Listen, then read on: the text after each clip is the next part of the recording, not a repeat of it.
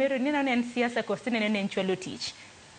Erokamano Sharon. Ngene it's true owacho ni Oganda ma Meru gin chauvinist, right? To gin chauvinist. Main bende sero. No, I don't support that. To ka gin chauvinist, Sharon. To kare miyo makoro wuok lon Mwangaza ni. Joma gi manogone kura. Nikech kiwacho ni gin few individuals mok dwan ng'ama miyo hotel. To few individuals gin Jomeru. To majority of Jomeru ema noyiero miyo. Miyo ni according to me, kech makunde mwawuothe kabisa. Nen very dismissive to electorates magi. Mar ariyo, nen miyo mano dhi moluoro anybody ma ok inyalo access any day, any time. At the same time, no create a gap e kinde gi MCS. MCS kata mana Boas neno bedo kane. Musiepe na majiranda ni. The moment ma Gladys Wanga ok nyalo miya attention, odhi gondure liel. Mano reality. Nikech en ma japiny biro ire.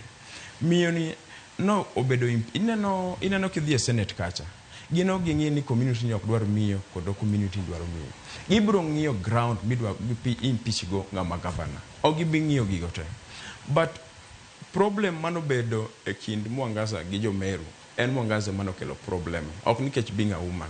Mano no ken problem kan. King'iyo kata mana corruption cases man kan.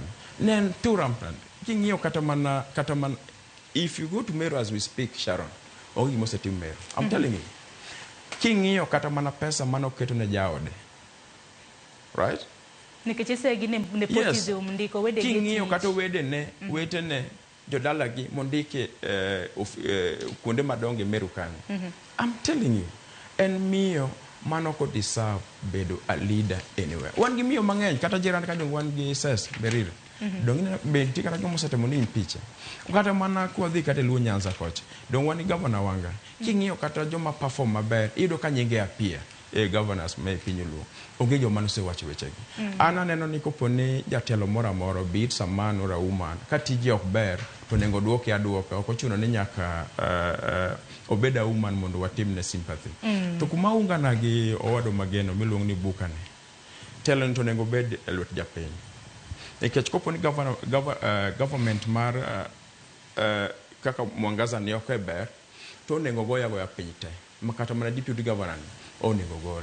Emomiyo very soon onego revisit 2010 constitution. Nikech inyayudo ni kata mana deputy governor samo no misadvise governor. Because he's a man, right? Singeni kinema bedo